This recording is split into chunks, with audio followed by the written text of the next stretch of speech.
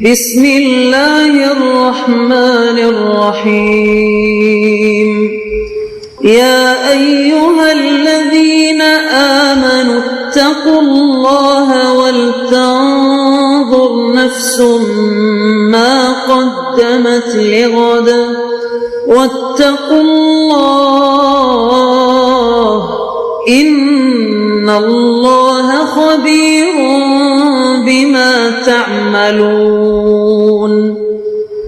اے ایمان والو، اللہ سے ڈرتے رہو اور ہر شخص کو دیکھنا چاہیے کہ اس نے کل یعنی آخرت کے لیے کیا سامان بھیجا ہے، اور ہم پھر کہتے ہیں کہ اللہ سے ڈرتے رہو، بے شک اللہ تمہارے سب اعمال سے خبردار ہے۔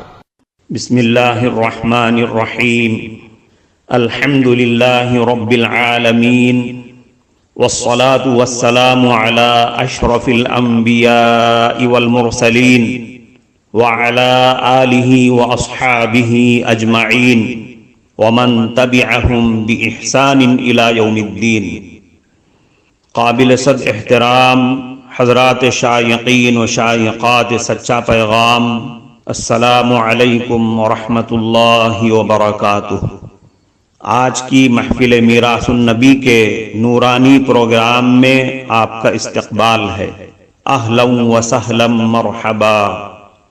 ہم آپ تمام حضرات و مستورات کا خیر مقدم کرتے ہیں۔ محترم حضرات و خواتین، تعلیم کا آغاز ہو رہا ہے۔ سب سے پہلے آداب تعلیم کا لحاظ کرتے ہوئے تعلیم کی طرف متوجہ ہو جائیں۔ پورے دھیان سے سننا، عمل کی نیت سے سننا اور تبلیغ کی نیت سے سننا، یعنی سنی ہوئی باتیں دوسروں تک پہنچانے کے جذبے سے سننا چند خاص آداب تعلیم ہیں۔ امید ہے کہ آپ حضرات ان آداب کا ضرور خیال رکھیں گے۔ جزاکم اللہ۔ بسم اللہ الرحمن الرحیم۔ عفت مآب، پیاری ماؤں اور بہنوں، آج کی اس بابرکت محفل میں میاں بیوی کے تعلقات سے متعلق کچھ باتیں قرآن و حدیث کی روشنی میں پیش کرنا چاہتا ہوں۔ اسلام کا عورت پر بہت بڑا احسان ہے کہ عورتوں کو مردوں کے مانند حقوق سے نوازا، ورنہ اسلام سے پہلے عورتوں کا کوئی مقام اور مرتبہ نہیں تھا، سوسائٹی اور معاشرے میں اس کی کوئی حیثیت نہیں تھی۔ مردوں کو تاکیدی حکم دیا گیا کہ عورتوں کے ساتھ اچھا سلوک کرو۔ ایک دوسرے موقع پر عورت اور مرد کو ایک دوسرے کا لباس قرار دیتے ہوئے ارشاد فرمایا گیا، ہن لباس لکم وانتم لباس لہن۔ وہ عورتیں تمہاری پوشاک ہیں، تمہاری لباس ہیں، اور تم ان کی پوشاک ہو، تم ان کی لباس ہو۔ یہ عورت اور مرد کے انتہائی عمیق اور گہرے تعلق کا بیان ہے۔ علامہ شبیر احمد عثمانی رحمۃ اللہ علیہ لکھتے ہیں کہ لباس اور پوشاک سے غرض اتصال اور اختلاط ہے، یعنی جس طرح بدن سے کپڑے لگے اور ملے ہوتے ہیں، اسی طرح مرد اور عورت آپس میں ملتے ہیں۔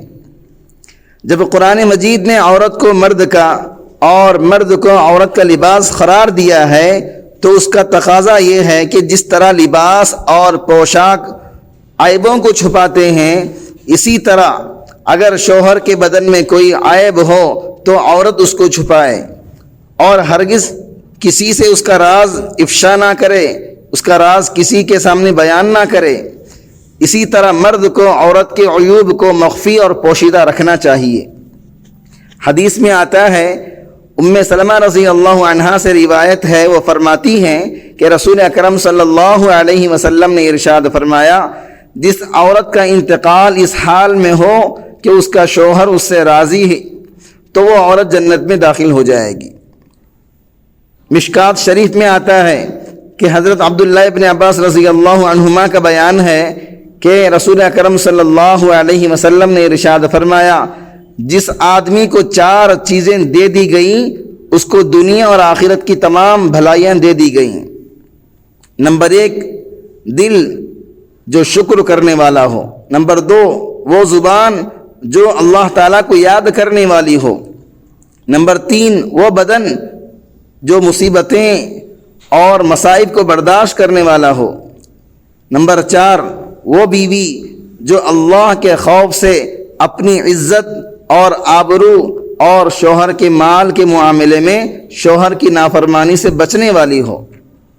جس خدا ترس بیوی کو یہ احساس ہو کہ وہ خدا کے نام سے کسی ایک کے حوالے ہو چکی ہے اور اب اس کی خوشیاں، خوشحالیاں، عیش و سکون اور روشن مستقبل سب کچھ اپنے شوہر ہی سے وابستہ ہے، وہ نہ کبھی شوہر کے مال میں خیانت کر سکتی ہے اور نہ کبھی اپنے پیار و محبت کے جذبات میں۔ خیانت کرنا تو بہت دور کی بات ہے، اس کو تو خیانت کے تصور سے بھی گھن آئے گی۔ کوئی بھی آدمی اس چیز میں خیانت نہیں کر سکتا جس سے اس کا ذاتی مفاد اور فائدہ وابستہ ہے، اور شوہر کے مال میں خیانت در حقیقت اس سے عورت کا اپنا ذاتی نقصان اور خسارہ ہے۔ حضرت تھانوی رحمۃ اللہ علیہ فرماتے ہیں کہ ایک عورت کے دل میں شوہر کے پیسے کا درد ہونا چاہیے، شوہر کا پیسہ غلط جگہ میں استعمال نہ ہو، فضول خرچی نہ ہو، یہ چیز عورت کے فرائض میں داخل ہے۔ ایسا نہ ہو کہ گھر کی نوکرانیوں کو چھوڑ دیا جائے کہ وہ جس طرح چاہیں گھر کا مال خرچ کر دیں۔ اگر کوئی عورت ایسا کرتی ہے تو یہ قانونی فرائض کے خلاف کر رہی ہے۔ جب عورت کو اپنے گھر کے سامان کی حفاظت کی فکر ہوتی ہے تو اس سے خوشگوار اور آرام دہ ماحول پیدا ہوتا ہے، اور خوشحالی اور مسرتوں کی بے خزاں بہاریں اسی گھر میں آتی ہیں جہاں سب کچھ مہیا کرنے سے کہیں زیادہ حفاظت کرنے والی کو گھر کی چیزوں کا درد ہو اور شوہر اس کی فکر سے آزاد ہو، پوری یکسوئی کے ساتھ اپنے حصے کے فرائض پورے کرنے میں سکون محسوس کر رہا ہو۔ شادی کے بعد جو عورتیں شوہر کے گھر کو اپنا اصلی گھر نہیں سمجھتی اور اپنی ساری دلچسپیاں بدستور ماں باپ کے گھر سے وابستہ رکھتی ہیں، وہ انتہائی نادان اور ناسمجھ ہیں۔ شادی کے بعد جو نیا گھر اس نئے جوڑے کے وجود سے آباد ہوا ہے، اسی کو بنانا اور اس کا مال اور متاع اس کی رونق بڑھانے میں لگانا ہی عقل مندی اور دانائی ہے۔ حضرت معاویہ رضی اللہ عنہ ابن حیدہ رضی اللہ عنہ کا بیان ہے، وہ فرماتے ہیں میں نے رسول اکرم صلی اللہ علیہ وسلم سے پوچھا ہم میں سے کسی شوہر پر اس کی بیوی کا کیا حق ہے؟ آپ صلی اللہ علیہ وسلم نے ارشاد فرمایا یہ کہ جب تم کھاؤ تو اسے کھلاؤ، اور جب تم پہنو تو اسے پہناؤ، اور اس کے چہرے پر نہ مارو اور اس کو بددعا کے الفاظ نہ کہو۔ یاد رکھیے کھانا کپڑا بیوی کا حق ہے، اور اس حق کو ادا کرنے کے لیے دوڑ دھوپ کرنا شوہر کا خوشگوار فریضہ ہے۔ عورت نے گھر کی دیکھ بھال، شوہر کی خدمت، بچوں کی پرورش اور نگرانی کی غیر معمولی ذمہ داریاں سنبھال کر بالکل قدرتی انداز میں شوہر پر اپنا یہ حق قائم کر دیا ہے کہ وہ اس کی ضروریات مہیا کرے اور اس کے ذہن اور دماغ کو اس فکر سے آزاد رکھے اور اس کی بے مثال رفاقت سے آزاد رکھے اور اس کی بے مثال رفاقت اور خدمات کی قدر کرتے ہوئے اس کو وہی کھلائے جو خود کھائے اور وہی پہنائے جو خود پہنے، بلکہ اپنے سے اچھا کھلائے پہنائے، خوشی محسوس کرے۔ جب عورت کا دل خوش ہوگا تو ساری ذمہ داریاں اچھے طریقے سے انجام دی جائیں گی۔ محترم ناظرین کرام، اس دینی اور ایمانی بیان کو سننے کے دوران ہی اس کو لائک کر دیجئے اور شیئر بھی کر دیجئے تاکہ دوسرے بھی اس سے فائدہ اٹھا سکیں۔ اللہ آپ کو جزائے خیر عطا فرمائے۔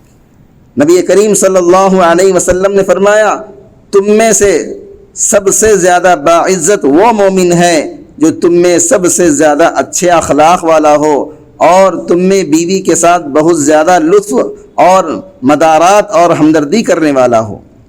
آپ صلی اللہ علیہ وسلم اپنی ازواج مطہرات کا اتنا خیال فرمایا کرتے تھے کہ انصار کی لڑکیوں کو اجازت دے دیا کرتے تھے کہ وہ جا کر حضرت عائشہ رضی اللہ عنہا سے گفتگو اور بات چیت کریں۔